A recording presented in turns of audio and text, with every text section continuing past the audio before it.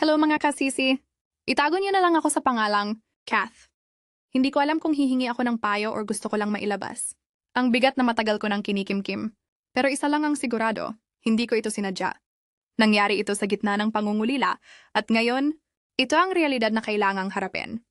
May ex ako si Dave. Mahal na mahal ko siya noon.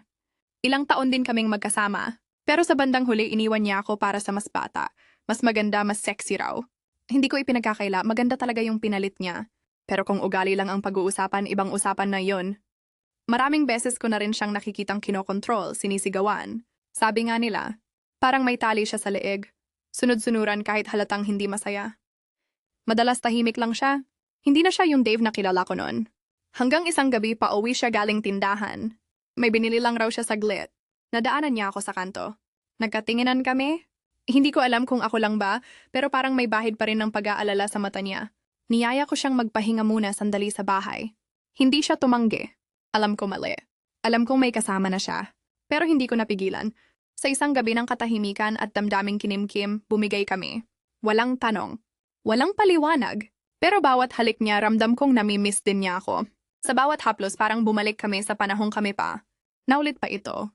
Kapag nasa trabaho si babae, panggabi kasi siya, at alam kong wala siyang bantay. Dumaraan siya.